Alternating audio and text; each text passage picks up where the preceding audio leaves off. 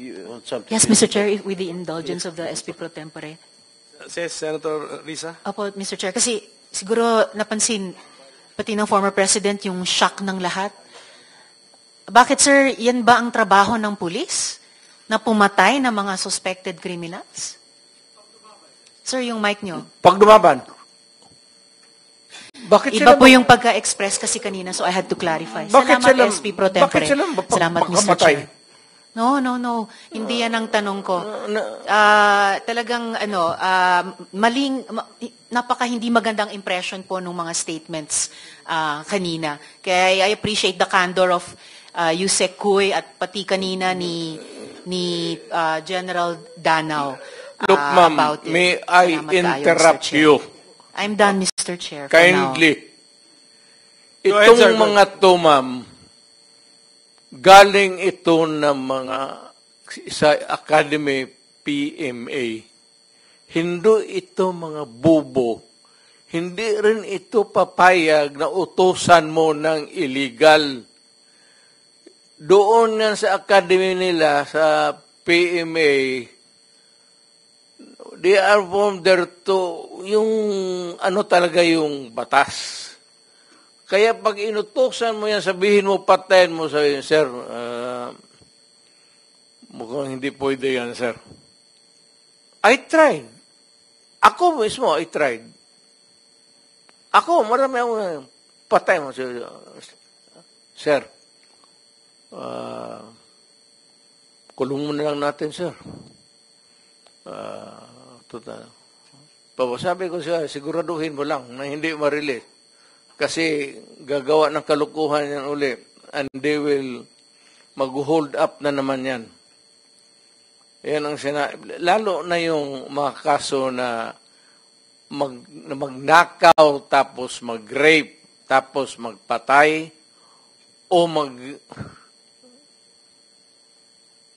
Mr. Chair. Can we let the President complete his sentence? What were you trying to say, sir? That Yes, pagka mag-rape, magpatay, magnakaw, magpatay, and then what do we do with them? Ganun na lang ang sadness ko sa trabaho ko. Thank you. Kaya hindi ko lang sinabi ko yan kasi hindi ko lang sila mautusan ng gano'n na gaya na sinabi ko, putang ina, nag-rape ng bata yung pinatay, patayin mo. Hindi ko mautusan itong mga to. Sabi ko, karamihan sila PMA, hindi maniwala yan ang ganon. Sabi man, sir, mahirap yan.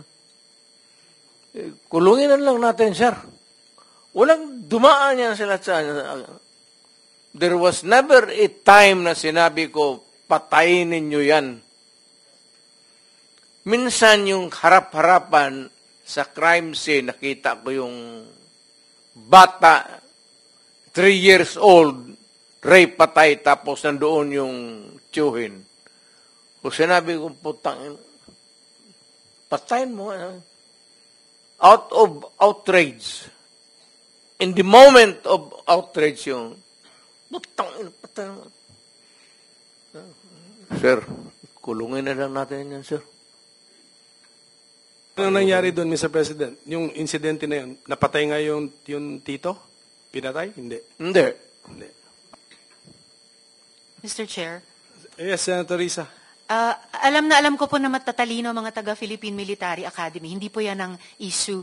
Ang kinaklarify ko po ay kanina sinabi nyo na in-encourage nyo ang PNP na i-encourage yung suspect na lumaban. Yes. Para mapatay, para masabing nanlaban. Correct.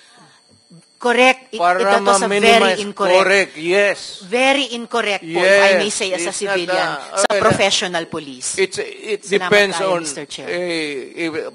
ano na natin yan, ma'am. That's your view, that.